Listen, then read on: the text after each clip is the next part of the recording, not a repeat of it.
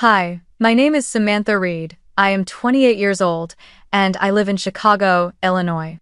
I work as a data analyst for a large logistics company where numbers and spreadsheets take up most of my days. I have never been the type who enjoys noise or attention, and perhaps that is why my family has long grown accustomed to seeing me as a shadow, quiet, diligent, but never mentioned. On the first night of December, as snow fell heavily outside my window, covering the streets of Lincoln Park, I curled up on the sofa with a mug of hot cocoa in my hand when my phone began to vibrate. The caller was my mother. At first, I thought it was a reminder about the Christmas gift list or a simple check-in, but her voice was more distant and colder than ever. "You are banned from Christmas until you apologize to your sister, Jessica."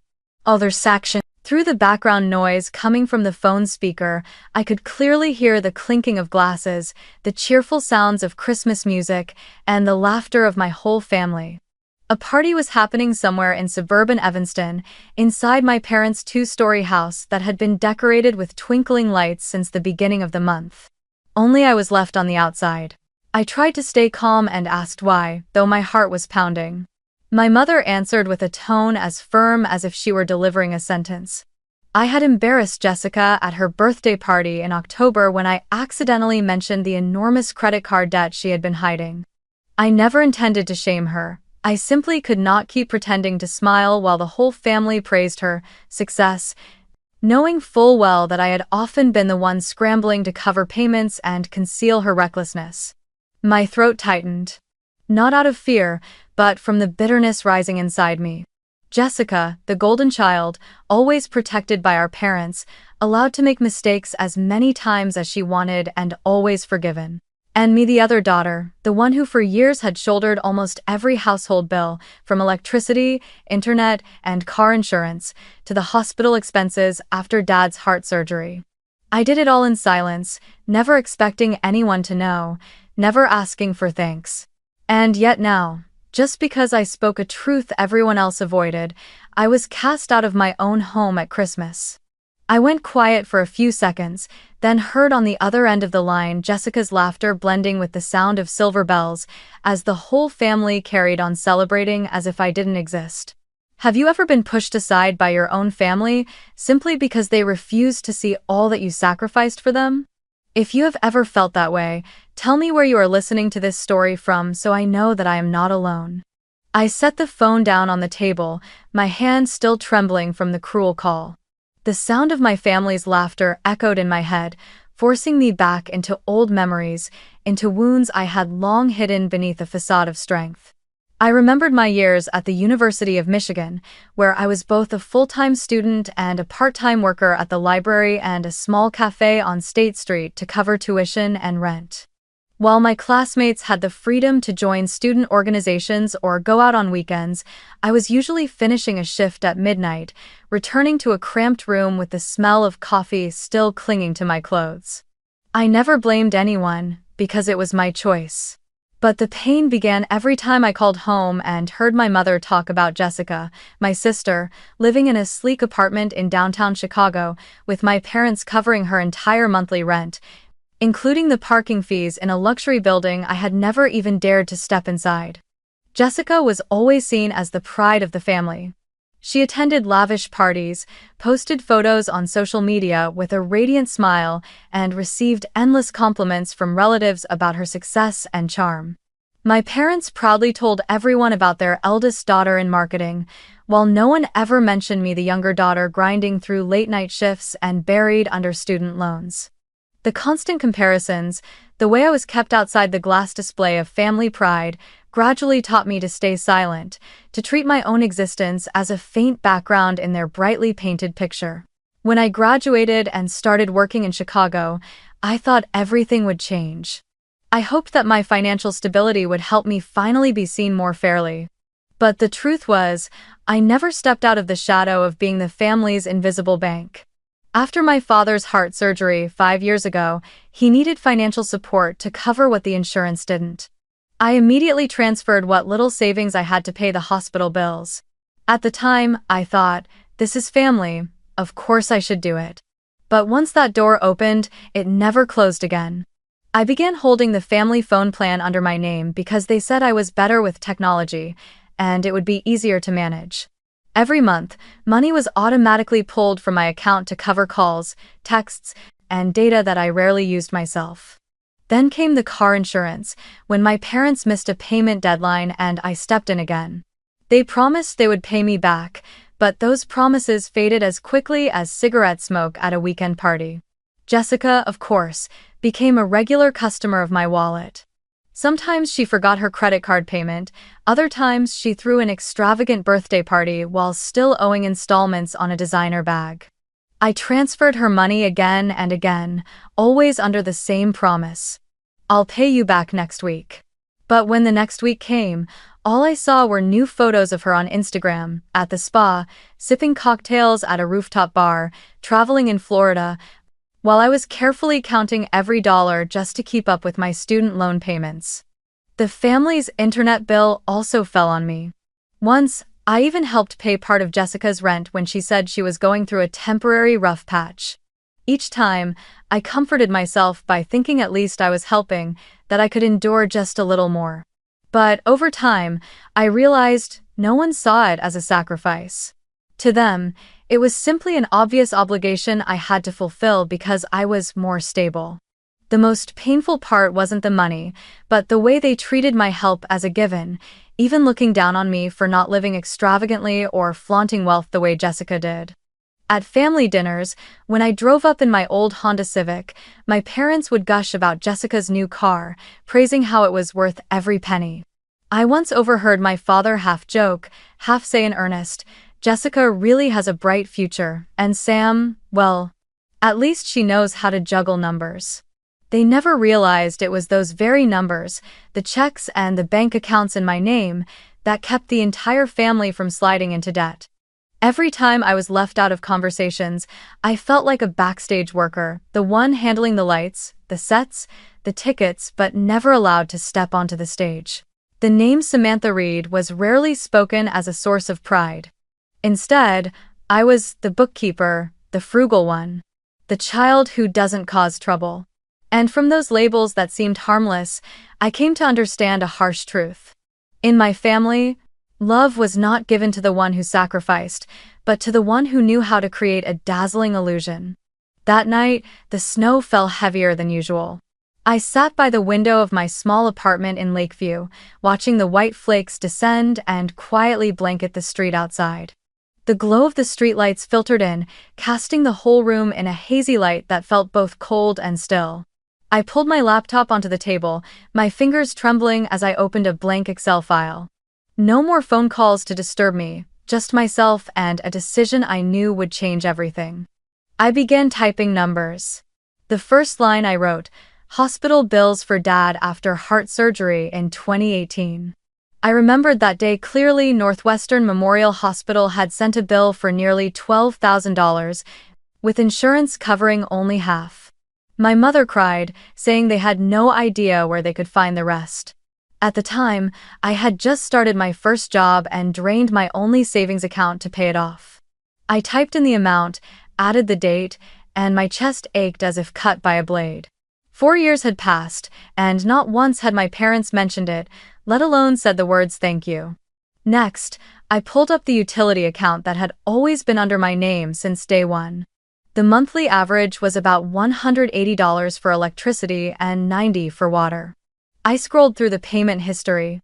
Every bill paid on time, not a single month missed over 4 years. I totaled the numbers, entered them into the cell, and when the figure appeared, I leaned back in my chair, my vision blurring with dizziness. Over $10,000 just for something my parents should have been responsible for all along. Then came Jessica. I created a separate column with her name. The temporary loans she took from me were always wrapped in the same promise. "I'll pay you back next week." But week after week, all that remained were curt text messages and the photos she posted of vacations, manicures, and dinners at expensive restaurants. I wrote down each amount: $500 to cover that month's rent, $700 for an overdue credit card bill, $350 for an emergency flight to Florida. All of it added up to a figure I no longer had the courage to read aloud. Finally, I added the credit card payments I made just before their deadlines. Each time, either my mother or father would call with urgent voices. "You just need to front it, we'll pay you back right away." But that right away never once arrived. I had an entire trail of confirmation emails from the bank, proof of the times I used my own card to cover their recklessness.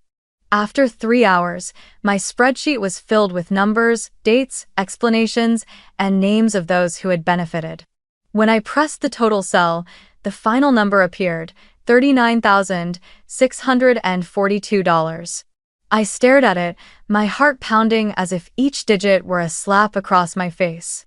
Nearly $40,000 in 4 years, enough to buy myself a new car, put down a deposit on a small apartment, or pursue an MBA program. But instead, it had vanished into my family's bills, Jessica's indulgences, and expenses no one would ever acknowledge. I clicked Save As and titled the file Family Expenses 2018-2022. I printed out every page and slipped them into a cheap folder I had bought at Walgreens. Each sheet rustled like a reminder of another cut across my heart. I paused, took a deep breath, and thought of Grace, my mentor at work. She once told me during a private meeting, "Samantha, boundaries aren't cruelty, they're love with a backbone. If you keep carrying everything, you won't just burn out, you'll also rob them of the chance to learn responsibility." At the time, I just nodded it off. But now, her words echoed in my mind louder than ever. I set the folder down on the table, leaned back in my chair, and stared at the Christmas lights shining from the apartment across the street. In that moment, I knew I had made a decision I could never take back. I was going to turn Grace's advice into action. I would cut everything. The cards, the plans, the auto pays. If they saw me as a living bank, then that bank was closing for good. I picked up a pen and wrote a short line on the cover of the folder. "This is what I have done for everyone, and this is what I will no longer do." The letters were shaky but firm. I closed the folder, and as a cold draft slipped in through the door, I suddenly felt a little lighter. Not because the pain had vanished, but because for the first time, I knew I was taking control of my own life.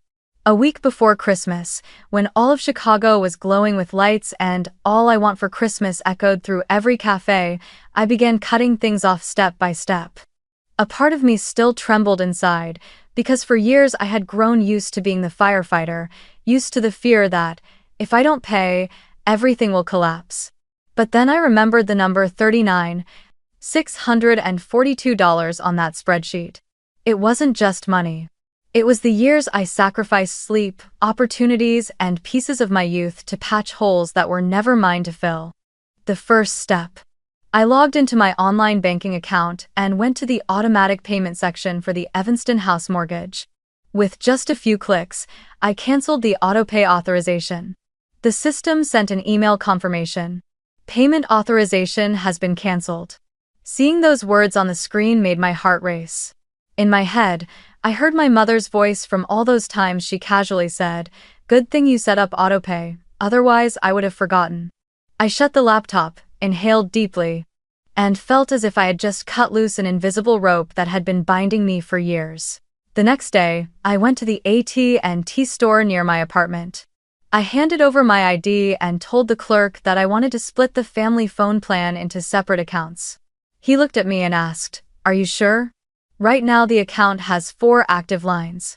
I nodded, my hand tightening around my purse. "I just want to keep my own number. The others can open accounts under their own names." The process took almost an hour, but when I signed the final form, I felt a cool rush sweep through my body. For the first time in years, I was no longer paying for calls, texts, and video chats I never made. Next came the electricity and internet bills. I logged into my ComEd and Xfinity accounts and removed my card from the payment options one by one. I remembered so clearly the times my mother said, "Oh, the connection is so fast, you're so good at picking this plan." Never realizing it was me struggling to pay for the premium package just so Jessica could stream movies and work remotely without interruptions. When the words, "No payment method on file" appeared on the screen, I leaned back in my chair, closed my eyes, and felt as though a heavy weight had finally lifted from my shoulders. The hardest part was canceling the supplementary credit card Jessica still used. I called the bank, provided my account details, and requested immediate cancellation. The representative asked, "Are you certain? The supplementary cardholder has made multiple transactions this month." I gave a short laugh and said, "That's exactly why I need it canceled." When the agent confirmed the card had been deactivated, I imagined Jessica swiping it at some boutique only to see the word "declined" flash on the screen. The thought left me both sad and strangely relieved, as if justice had finally been served within the small boundaries of my own world. I didn't want my family to fall into complete chaos. A part of me still carried some feeling for them, even if it had been worn thin. So I prepared a detailed folder, almost like a survival manual. Inside, I wrote out every expense they would now have to handle themselves, which bank to contact for the mortgage, which customer service numbers to call for utilities, how to set up a new autopay for the internet. I even printed step-by-step instructions and highlighted the due dates. Not because I owed them anything, but because I wanted to cut ties in an orderly way. I wanted them to see how thoroughly I had managed everything all these years, and I also wanted to leave them with no excuse to come running back to me.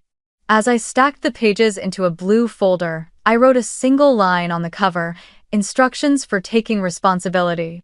The words were brief, but to me, they felt like a declaration. I closed the folder, set it on my desk, and looked at it as if it were the final period at the end of a long sentence, the sentence of living like a shadow. Outside, the snow was still falling, and Christmas lights flickered through the window. I sat quietly, holding a warm cup of cocoa in my hands, and told myself, from now on, they will have to learn to live without the bank named Samantha Reed. On the 24th of December, when the entire city of Chicago glowed with Christmas lights, I unlocked my phone and was immediately met with a flood of notifications from Facebook and Instagram. The Reed family had just posted photos of their feast: a Christmas tree nearly 10 feet tall covered in lights and tinsel, a long wooden table draped in red cloth, candles glowing, trays of turkey, honey ham, and pudding. It looked like a perfect holiday postcard. Everyone was there: Dad, Mom, Jessica, the aunts and uncles from Indiana. They were all smiling, clinking glasses, celebrating, while I sat alone in my cold apartment, my name never once mentioned. That evening, just as I was about to close my laptop and make myself a bowl of hot soup, the phone rang. It was my mother, her voice more frantic than I had ever heard. "Samantha, the mortgage hasn't been paid. The bank keeps calling, saying if we don't send it in on time there will be penalties." I stayed silent for a long moment, listening to the clinking of silverware and the sound of Christmas music in the background. They were still feasting, still laughing, and only remembered me when money was missing. I took a deep breath and replied, "I'll come over, set the table, because I'm bringing a big gift for everyone." Half an hour later, I was standing at the door of my parents' house in Evanston. Inside, warm yellow light glowed through the glass, and laughter spilled out in waves. I pushed the door open, my shoes pressing down on the red carpet my mother rolled out every winter. No one expected me, so the room fell silent for a few seconds when I appeared. My mother looked at me, phone still in her hand, her eyes caught between relief and fear. My father forced a smile, trying to pull out a chair for me, while Jessica frowned, her lips painted a sharp red as if she were ready to spit out a complaint. I didn't sit down right away. Instead, I placed the thick folder on the wooden table, right beside the Christmas tree that filled the room with the scent of pine. The sharp thud made everyone flinch. I looked directly at my parents and spoke in a calm but razor-edged voice. "I've been paying for all of this for years.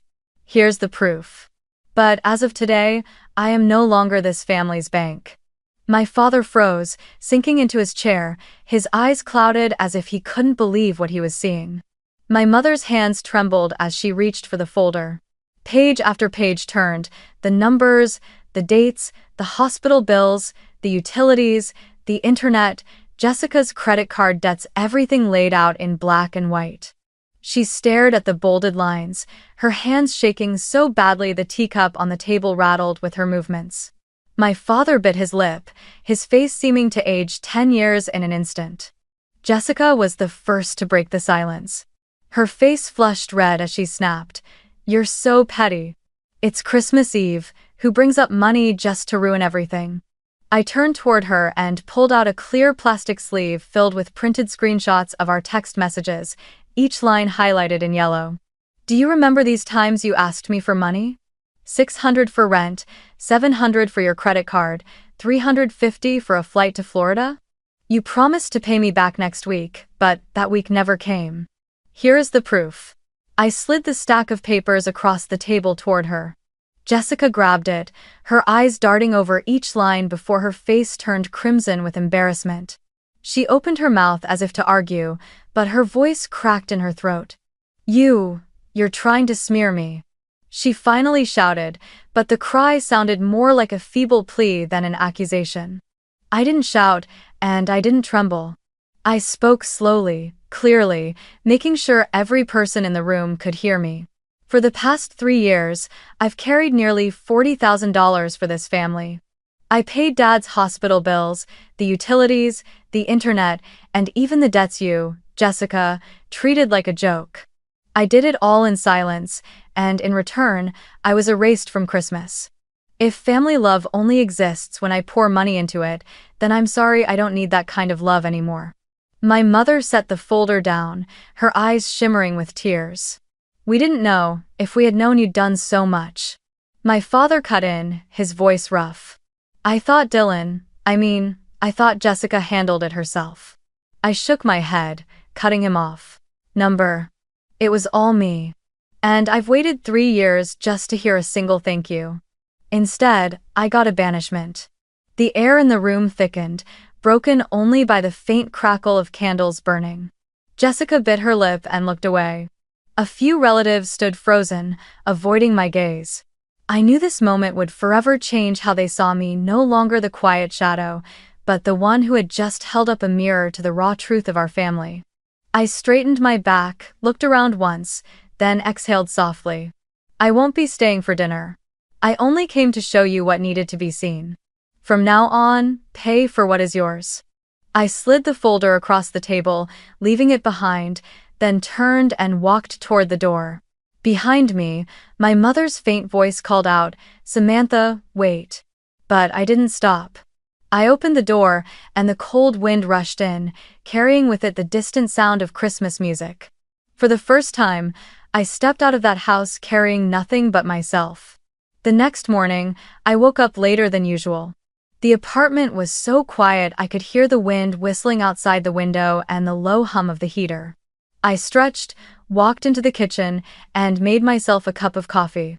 When I opened my phone, the first thing I noticed was this.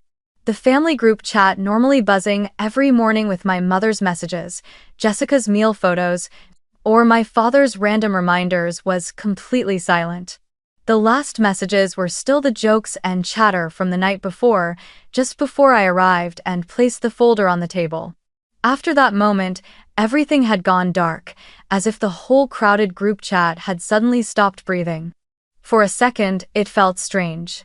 For years, my phone had been constantly buzzing because of them, most of it small demands or indirect nudges for me to cover yet another bill. Now, the silence felt both empty and freeing at the same time. I sat down, sipped my coffee, and allowed myself to enjoy the stillness. Around noon, I happened to scroll through Facebook. The first post that appeared was from Jessica. A photo of the glowing Christmas tree from last night, with a bold caption that read, "So sad when someone with the same blood forgets family. Money can never replace love." Underneath, a few of her friends had left heart emojis or comments like, "You're right, family comes first." But I noticed the likes were far fewer than usual. There were even some dissenting comments from relatives who had always stayed silent before. Family has to be fair, not just take without giving. One cousin even wrote outright, "If it weren't for Samantha, this house would have been taken by the bank a long time ago."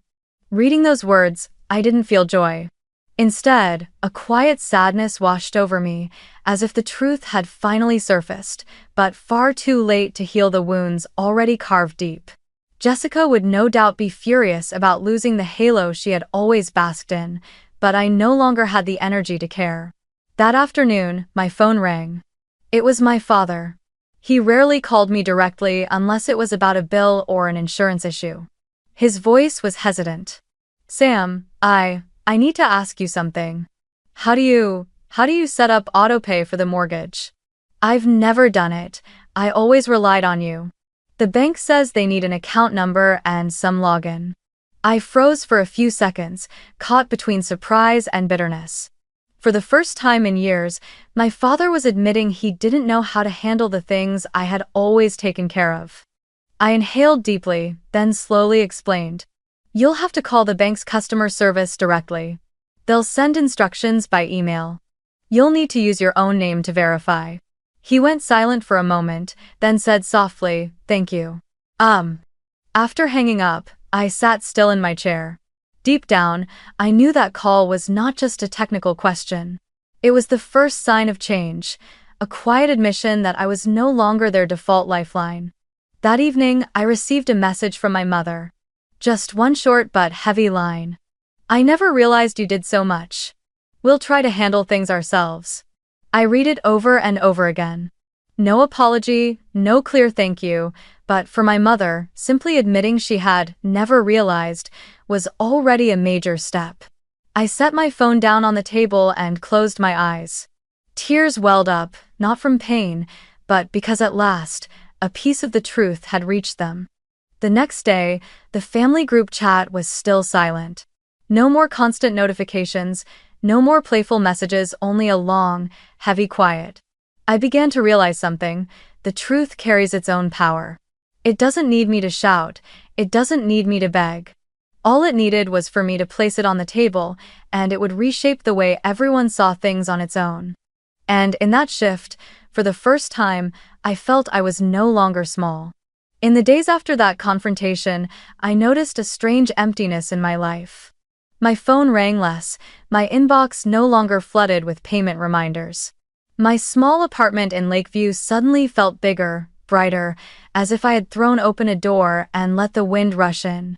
At first, that silence unsettled me. I had grown used to being pulled in every direction by demands, to my heartbeat spiking every time the phone rang, to the guilt that washed over me whenever I said no. But gradually, I understood that this silence was not a loss, it was a gift. I began to focus on my own future. One afternoon, while snow fell thick outside the window of a cafe near my office, I sat in front of my laptop and pressed submit on my application for the part-time MBA program at Northwestern University. It was something I had dreamed of for years but always pushed aside, thinking I had to save money for my family instead. When the confirmation email arrived, my heart pounded as if I had just crossed a threshold. I was no longer the shadow living in sacrifice. I was investing in a future that belonged to me. I also created a new fund. Before, I always kept an envelope in my drawer labeled Family Emergencies. Inside was the money I set aside for those panicked calls from my mother or Jessica's urgent messages. But now, I took out that envelope, emptied the remaining cash into a separate savings account, and wrote a new label. Personal Plan. That single, simple act felt like breaking free from chains. That money was no longer meant to patch the endless holes of others, but to nurture my own dreams. The first dream was a trip to Iceland to see the Northern Lights. I remembered reading an article once with the line, "Those who have endured the longest darkness will see the aurora most beautifully." That sentence carved itself into my memory, as if it had been written for me. I opened a new folder on my computer, named it Aurora Trip, and began researching the costs of flights, hotels, and aurora hunting tours. Every time I transferred a small amount into my travel savings account, I felt my heart brighten. Each dollar saved was no longer a worry about having enough to cover someone else's bill, but a stepping stone on the path toward my own dream. In the evenings, I often sat by the window of my apartment, gazing at the lights from the tall buildings in the distance. I would put on a soft jazz playlist, brew a cup of tea, and allow myself to savor the quiet. For the first time in years, I didn't feel guilty for living for myself. Instead, I felt peace, as if my whole body were wrapped in a warm, gentle blanket. It was a feeling so different from the exhaustion I once knew, when every decision I made was chained to the thought, if I don't help, what will happen to them? Now I understood. If they couldn't learn to take responsibility, that wasn't my fault. I began changing even the smallest habits. Instead of rushing straight home after work to check bills, I stopped by the gym and joined evening yoga classes. I bought books on psychology and personal finance, the kind I had always wanted to read but never had time for. On weekends, I experimented with cooking, inviting a few close colleagues over, and realized I could build a new family with people who truly valued me. One evening, Grace, my mentor at work, invited me out to dinner. I told her everything, from the Excel spreadsheet to the folder I placed on the table. Grace listened, then smiled. "Sam, you've done what many people never dare to do in their entire lives: set boundaries. You didn't just save yourself, you gave them the chance to grow. Never forget this: love is not paying someone else's bills." I laughed, tears rolling down my cheeks faster than I could wipe them away, because it was the first time someone told me I had done the right thing, instead of accusing me of being too harsh. End of verse. That night, I went home, opened a brand new notebook, and wrote in bold letters on the first page, "I have the right to live for myself." I taped that page to my refrigerator so that every morning when I woke up, I would see it. And each time I read it, my heart felt a little lighter. It wasn't that I no longer loved my family. I still cared, I still worried, I still remembered the warm memories of childhood. But I had learned that real love is never tied to the numbers in a bank account. I no longer felt guilty for keeping money for myself, no longer thought I was selfish for saying no. Instead, I felt stronger, freer, and more at peace than ever before. As New Year's Eve approached, with Chicago glowing under holiday lights and stores on Michigan Avenue packed with last-minute shoppers, my phone rang. It was my mother. I hesitated before picking up, my heartbeat quickening. For weeks, she had only sent a few short messages, never daring to call directly. This time her voice came through, stripped of its usual authority or commanding tone, carrying instead a trace of hesitation. "Sam, if you want, there's a seat for you at the dinner table tonight. I think you should come home." I stayed silent for a few seconds, listening to the music and the clinking of dishes in the background. The whole family was probably gathered, preparing for the New Year's Eve dinner. A part of me still longed to sit at that table, to be part of that atmosphere. But another part reminded me, an empty chair does not equal love or respect. I gripped the phone tighter and asked slowly, "Is there respect too, Mom, or just a chair?" The other end went quiet for a long time. I could almost picture her sitting in the kitchen, eyes darting around, unsure how to answer. At last, she said, I don't know yet, but I'll try." That night, I didn't go home. I stayed in my apartment, cooked myself a bowl of pasta, and put on an old movie on Netflix. When fireworks began bursting across the Chicago sky, I stood by the window, sipping a glass of red wine, and told myself, not being there doesn't make me any less their daughter. But accepting a seat without respect would only mean allowing myself to be diminished again. I chose silence as part of my new boundary. A few days later, my father called me. He rarely did, and when I heard his voice, I realized it was unlike any other time before, no longer firm, but tired, tinged with sincerity. "Sam," he began, then paused for several seconds as if searching for words. "I'm sorry for treating you like a wallet. You saved this family so many times, but I never once said thank you. I was wrong." I tightened my grip on the phone, my eyes stinging. For years, I had never heard my father say the words, "I'm sorry," to me. He had always maintained a strong, sometimes imposing image. Now, he lowered his voice and admitted it. I didn't respond right away. I took a deep breath, then answered softly, "I know, thank you for saying it." His voice shook. "I want to learn how to handle things myself. But if there are times I don't do it well, I hope you'll be patient." I let out a small laugh, a rare smile free of bitterness. Dad, I don't want you to be perfect. I just want to be respected. I stayed silent for a few seconds, hearing the music and the clinking of dishes in the background. The whole family was probably already gathered, preparing for the New Year's Eve dinner. A part of me still longed to sit down, to be part of that atmosphere. But another part reminded me, an empty chair does not equal love or respect. I gripped the phone tighter and asked slowly, "Is there respect too, Mom, or just a chair?" The silence on the other end stretched on. I could picture her sitting in the kitchen, glancing around, unsure how to respond. At last, she said, I don't know yet. But I'll try. That night, I didn't go home.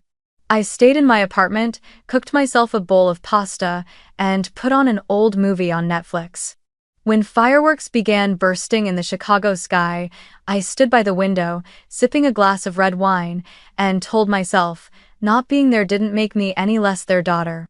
But accepting a chair without respect would only mean allowing myself to be diminished again. I chose silence as part of my new boundary.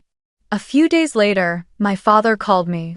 He rarely did, and when I heard his voice, I realized it was unlike any other time before, no longer firm, but tired, with a thread of sincerity. "Sam," he began, then paused for several seconds, as if searching for words. "I'm sorry for treating you like a wallet.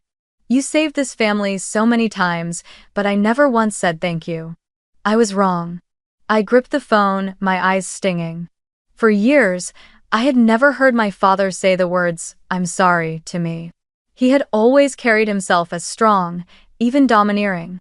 Now, he lowered his voice and admitted it. I didn't respond right away. I just took a deep breath and answered softly, "I know.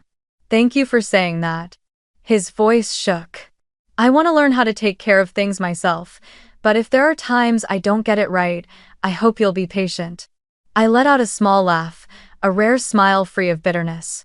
"Dad, I don't need you to be perfect. I just want to be respected." Howitry. A year passed quickly. This Christmas Eve unfolded in silence, no clinking glasses, no loud music, yet in my small apartment there was a peace I had never known before. I sat in the armchair by the window, holding a cup of hot cocoa, eyes drifting out to the street. Strings of lights hung along the road, glowing against the thick snow blanketing the sidewalks. Families walked by carrying gifts, their laughter echoing, stirring in me memories of past Christmases, but not warm ones, only a deep scar.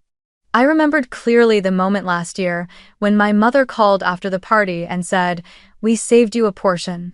It's on the porch, come pick it up."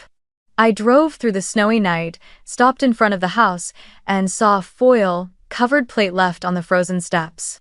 On it were a few slices of cold turkey, a hardened scoop of mashed potatoes, and a cracked cookie. I stood there for minutes, my hands numb, my chest tight. I remembered the neighbor's cat circling the plate, as if even it was surprised a human being could be treated that way. I left the food where it was, got back in my car, and drove away. In that moment, I understood I hadn't just been excluded from the table, I had been excluded from family itself. Now, as I gazed at the Christmas lights outside my window, I quietly promised myself never to return to being an outsider like that again. I had learned a costly lesson. True love never needs to be bought with money or silence. If the price of a seat is paying the bills, or living as a shadow just to belong, then that isn't love at all, it's a cruel transaction. And I no longer wish to take part in those transactions. I set my cocoa down on the table and reached for the blue folder on the bookshelf. It was still there, neatly tucked away, like a quiet reminder. I opened it and looked over the numbers, the expenses, the borrowed money messages Jessica once sent.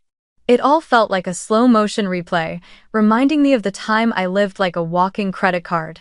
But now, the folder was no longer evidence for confrontation, it had become a keepsake. It reminded me that I had once been drained, once been dismissed, and it reminded me too that I had found the courage to stop. I want to share this with anyone listening to my story. Setting boundaries is not selfish, it is how you protect yourself. For years, I misunderstood. thinking love meant enduring, tolerating, sacrificing without condition.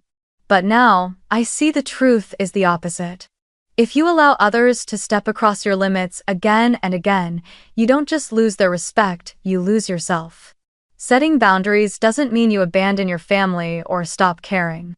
It means you love them in a way that gives them the chance to take responsibility instead of consuming your life.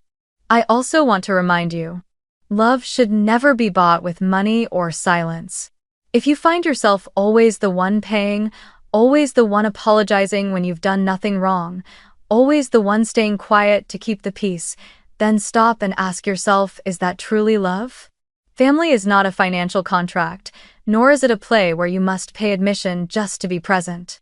Real love must come with respect, with listening, not with bills and bank balances. And finally, I want to say the most important thing. If your family only sees you as a walking credit card, have the courage to pull the plug. I know it's hard. My hands shook when I canceled autopay. I cried when I cut off Jessica's supplementary card. I felt hollow when the family group chat suddenly went silent.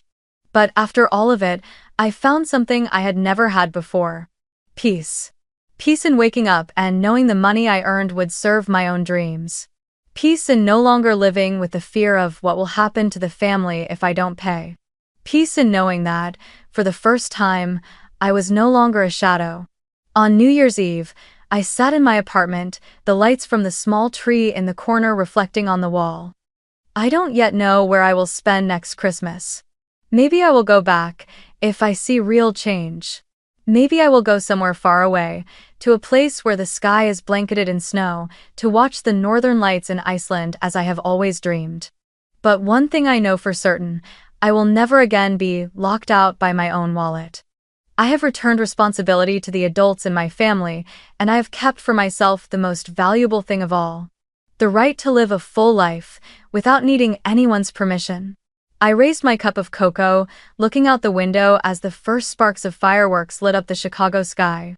I smiled a small smile, but a true one. Because after everything, I had found again what I once thought I had lost forever, myself.